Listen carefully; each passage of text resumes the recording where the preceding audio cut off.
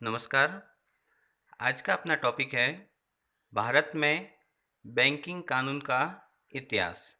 Means अपना जो banking act है वो कैसे अपने मूल रूप में आया, उसके पीछे क्या क्या इवेंट रहे, उन इवेंट को आज अपन इस वीडियो में कवर करेंगे। सबसे पहले हम देखते हैं कि 1913 से पूर्व भारत में बैंकिंग सेक्टर को रेगुलेट करने के लिए कोई स्पेशली एक्ट नहीं था। तो उस समय क्या व्यवस्था थी?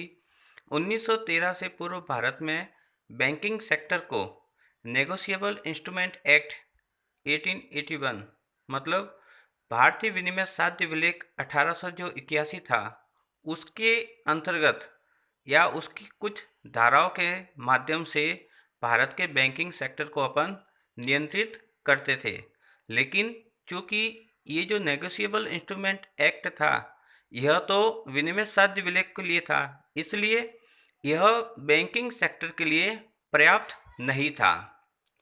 बाद में 1905 में जो बैंकिंग संकट उत्पन्न हुआ उसकी वजह से हमें यह बात समझ में आ गई कि भारतीय विनिमय साध्य विलेख इसके लिए पर्याप्त नहीं है।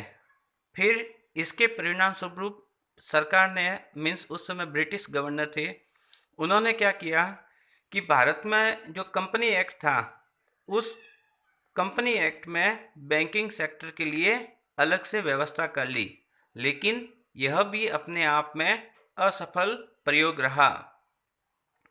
उसके पश्चात जब 1934 में आरबीआई एक्ट के माध्यम से भारत में आरबीआई यानी कि भारत का केंद्रीय bank reserve bank of India की स्थापना की गई, तो आरबीआई को बैंकों का नियंत्रण करने के लिए कई अधिकार दिए गए, लेकिन यह भी अपने आप में पर्याप्त नहीं था और इससे भी बैंकों की आर्थिक स्थिति में कोई विशेष सुधार देखने को नहीं मिला। 1936 में भारतीय कंपनी अधिनियम में संशोधन किया, लेकिन उससे भी बैंकिंग सेक्टर पर कोई खास प्रभाव नहीं दिखा।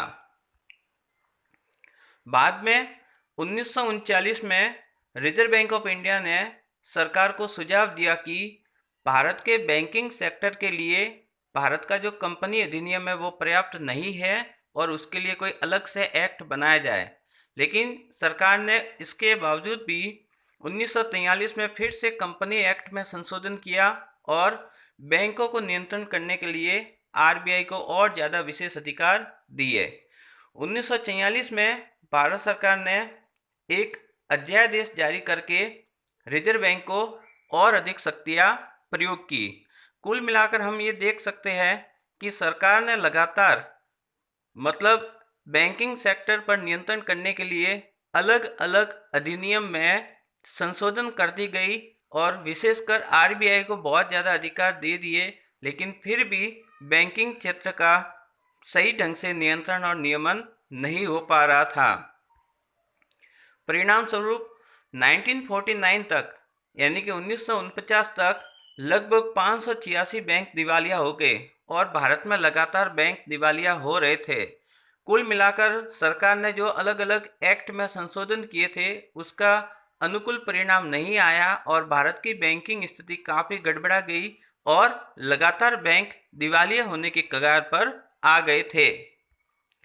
फिर 1949 में सरकार को यह रियलाइज हुआ कि वास्तव में बैंकिंग सेक्टर का समुचित और समन्वित विकास करने के लिए अलग से कानून बनाना जरूरी है। इसका मतलब अब तक अपन जो अलग अलग प्रचलित कानून थे जिनके माध्यम से अपन बैंकिंग सेक्टर का नियंत्रण कर रहे थे वो अपने आप में पर्याप्त नहीं है और हमें बैंकिंग सेक्टर के लिए एक अलग से कानून लाने की आवश्यकता है।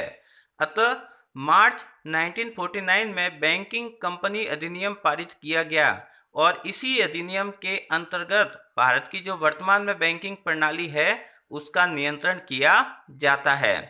फिर सितंबर 1965 में इसमें संशोधन किया गया और इस कानून का नाम बदलकर, जैसा कि आप देख सकते हैं, पहले इसका नाम क्या था? बैंकिंग कंपनी अधिनियम, और इसका नाम बदल के क्या किया? बैंकिंग नियमन अधिनियम। और इस प्रकार 1965 में बैंकिंग कंपनी अधिनियम से बदलकर बैंकिंग नियमन अधिनियम कर लिया। धन्यवाद।